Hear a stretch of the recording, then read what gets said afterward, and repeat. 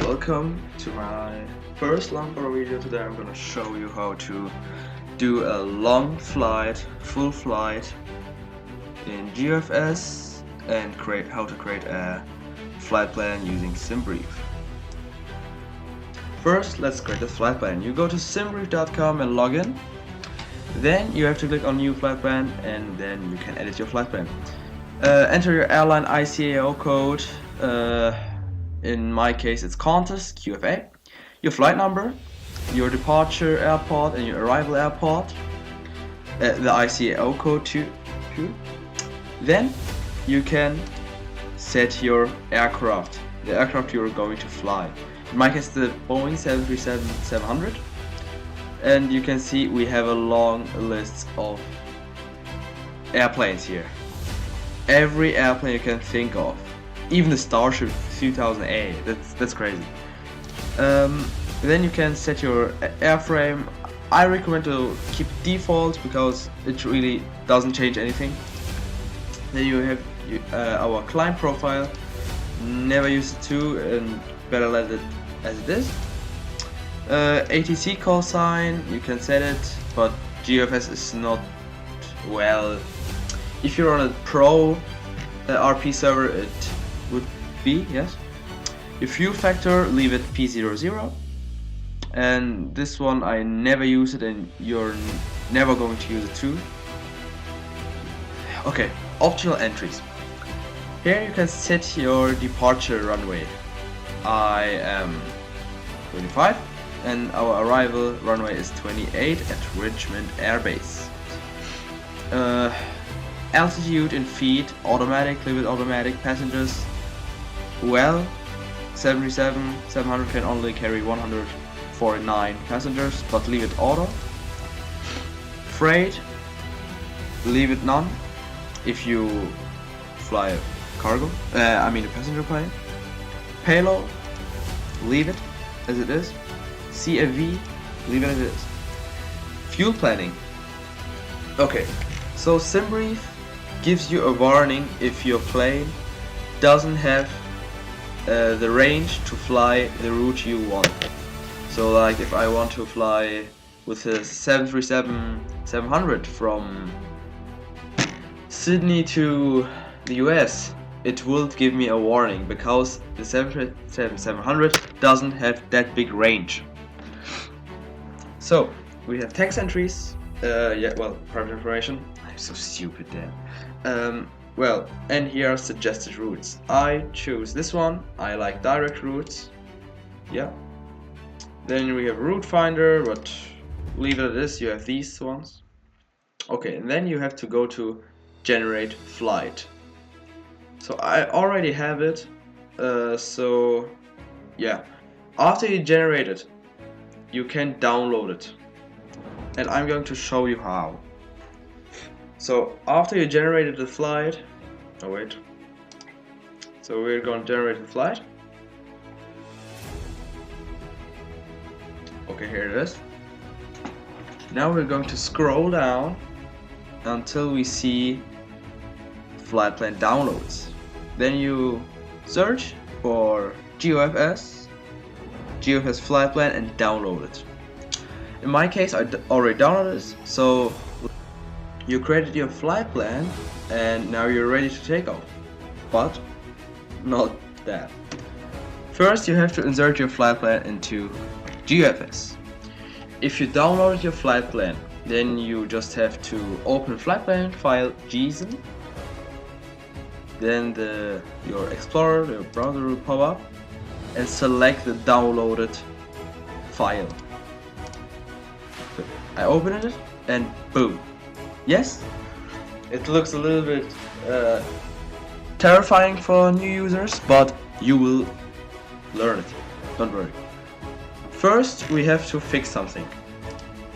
You have to go to this first step, your takeoff step, and you have to set the departure runway with this one. This is very important because your departure runway has to be where the direction where your plane is going to leave the ground. If you don't do this, your plane will do, your autopilot will do a circuit and then fly. And this is not that what we want. So I think I made a mistake here, but yeah, well, never mind. Yeah, and so you're ready to take off, and now we're going to take off. Okay, we're ready to take off now. I corrected the flight plan, and now we can take off. Set your flaps to 4, or half of the flaps for takeoff, and do full throttle. For your information, I'm playing with keyboard, so you have more control and smoother control. I can recommend mouse steering if you're flying fighter jets. What fighter jets? Okay, crazy. Okay, we reach 100 knots, 120, 150, and now we can lift off. Wait until you climb a little bit. Don't go over 15. So your angle of attack, and now retract the gear. And now, very important, press A or activate your autopilot and switch to nav for navigation. Set your altitude, your speed. I am setting my speed manually, and my altitude. So I'm not going that high, so I'm only setting 3000, and your vertical speed. Now wait until the autopilot flies this route. Okay, while my autopilot is steering the plane, I'm going to recommend you something. You can disable multiplayer, and I really recommend this if you're just flying alone and for fun, because multiplayer causes a lot of lag. You can see I have full graphics without HD, GeoFS HD for better graphics. This is the maximum you can reach, and I have 30 frames per second maximum. Yes. So I recommend you to turn it off. If you want to keep it on, keep it on. It's on you. Yeah. Well, you can see we are now on cruising altitude. Not a cruise, that's not cruising altitude, but I said it because I don't want to go that high because it's a really short flight. But in real life you would go much higher. So yeah. We're just gonna wait until the autopilot will fly its route, and it's that long, you can enjoy it.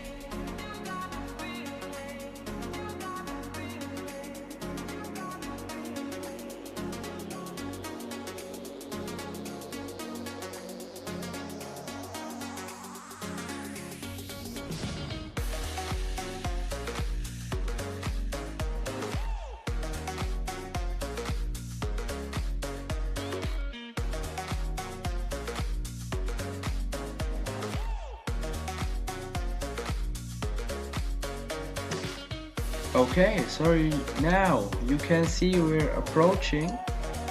I'm going to give the autopilot that he reduces the speed, and I'm going to add flaps a little bit. Let's just do 2, 3. let's just do 3 where we slow down.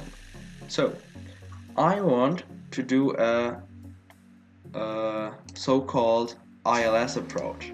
Just going here, taking this here, and doing the ILS approach. Yes, it's just a little bit weird why it's steering to the right. So we're ready. Going to slow down a little bit. 200 knots. I think I'm a little bit too slow. Yes, I think. Yes, let's copy it. Okay. So we're waiting. You can see here, it's really counting. So I think we have a little bit too short runway, but well, I can recommend you don't fly to an Air Force Base with an airline. But I had to do it because it's the nearest airport, and I don't want to do the tutorial 30 minutes long because that's way too long for that a small tutorial. Okay, we are on final approach. I'm going to move the add more flaps, like going a little bit slower, add more flaps, like 5, and okay, our gears deploying. Ready to stop. No. Continue deploying the gear. Okay. I don't know. Is it a lag or something? Okay. We're final. We are finally going to slow down to 160 knots. 160 knots is the perfect landing speed for airliners. I could just recommend. Okay, I'm going in now. Full flaps. And now he has to look how we're going to descend. Just descend a bit. Okay, there's something wrong with the autopilot. Okay, I'll do it myself.